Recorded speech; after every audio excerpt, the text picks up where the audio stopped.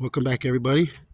Today we are working on a 2021 Acura ILX. This is the 2.4 liter. We are doing the front axles and shocks. I have everything assembled. I have not taken the other side apart yet, but I will make a list of tools, walk you guys through this. Fairly plain and simple. If everybody's familiar with front wheel drive, especially Hondas, very straightforward. I will help you guys, walk you guys right through it. Once again, this is the Acura ILX 2.4 liter. This is the Honda K24 V7.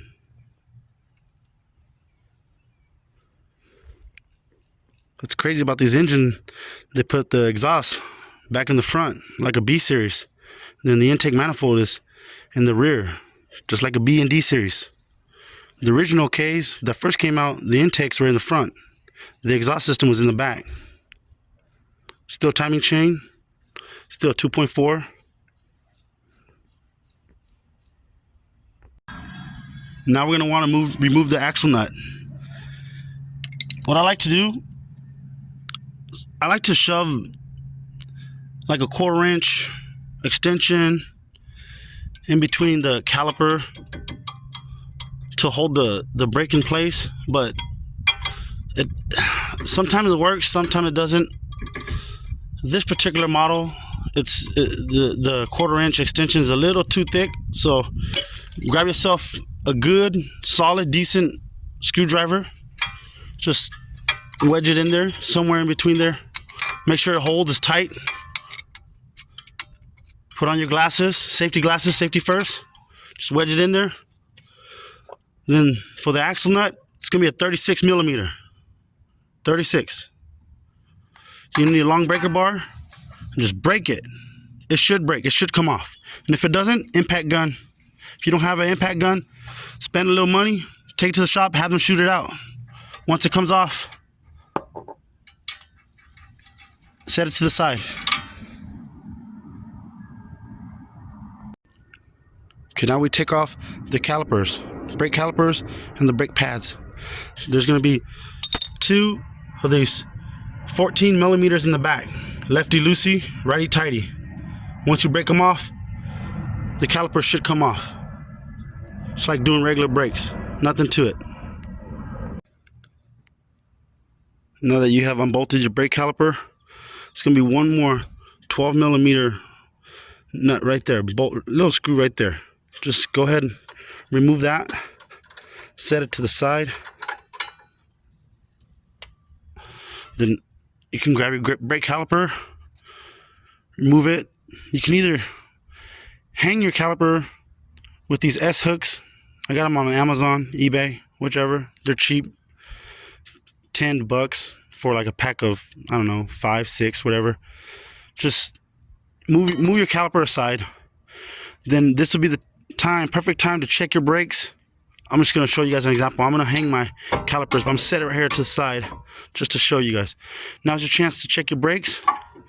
Brakes to me are like tires, treads. This line indicates how much tread or life is left. That's a good indication for me. Some people, they like to go a little deeper. To me, once the line is gone, brakes are no good. Then once you move the brake pads behind here, if I could show you, bear with me, I'm sorry guys, I'm trying to do this one-handed. It's going to be 2 of these 17 millimeters bolts. They're right there. One on top, one on the bottom. It's your caliper bracket. It holds your caliper and your brake system on the hub. Remove those and set it to the side. Okay, so now we have removed the 2 17 millimeter bolts that hold the brake caliper bracket onto the hub. Now it's time to remove the ABS wire. This is the ABS wire. It's right behind the hub. There's a 10 millimeter nut right, sorry, There, this little itty bitty one right here. You just move it. I already unbolted it. Just get it out. There you go. Then this wire is going to be connected to this hub bracket and all this. You just get your pry bar, a little pick, or I like to use a flathead screwdriver. Pick at it while you pull it. It'll come out. And then set it to the side. You don't want to damage this wire.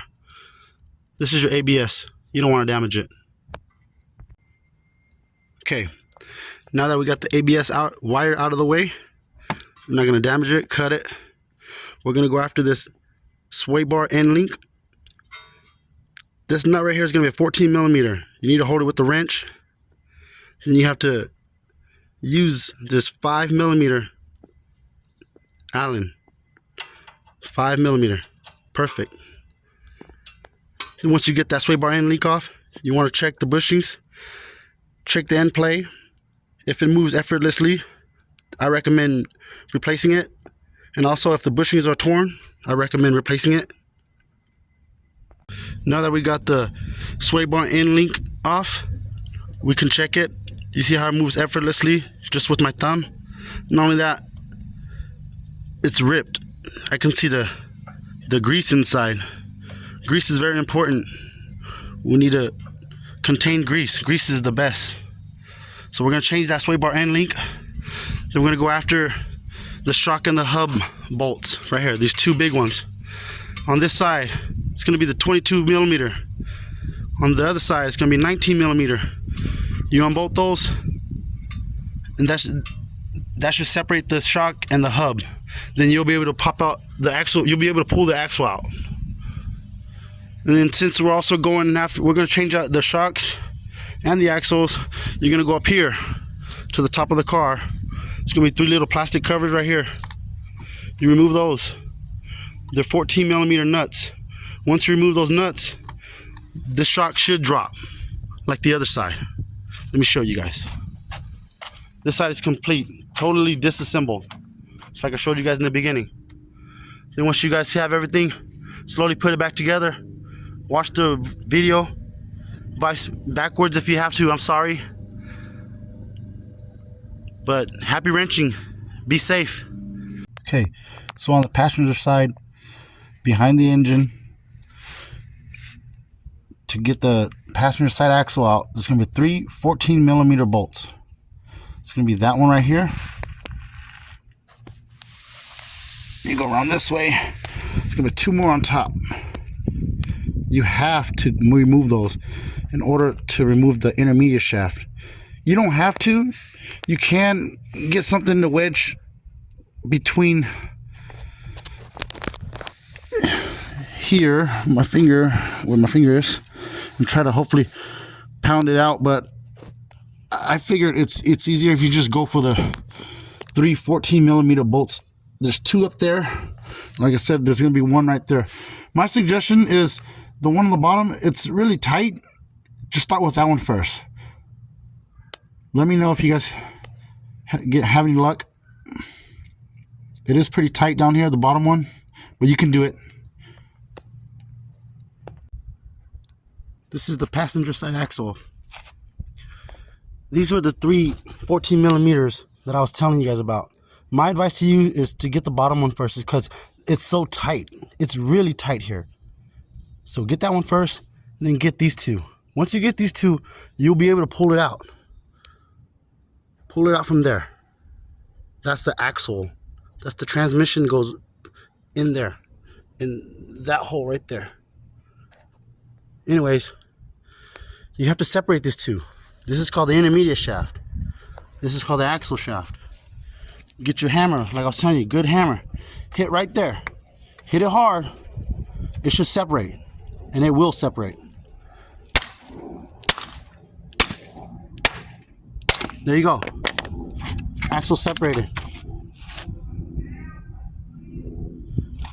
Now you can take that one to the auto store, get yourself a new one, and grease is spilling all over.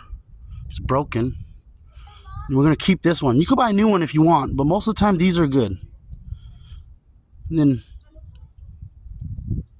the other side, Same thing. It's just the other side, it's different.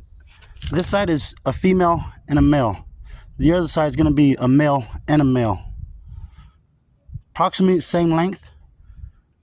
It's just the passenger side has the intermediate shaft. That's it. Same thing. And all this goes for the Honda Accords, the Civics, Camrys, Corollas. If you can do this, you can do pretty much all these FWDs, front wheel drives. Happy wrenching. Okay, so everything is out. You got one shock there, one shock there. You got the intermediate shaft there. You got the passenger shaft there. You got the driver's axle shaft there. And like I was saying, once I pulled it out, you can see clearly they're both about the same length. It's just, like I said, male, male, female, male, and then male. Just remember, these two that looks a little different, they have to connect. It's on the passenger side.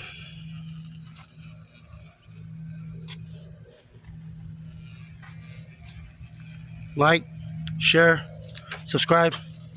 Hopefully this helps you guys out, save you guys some money. Be safe. Thanks, guys.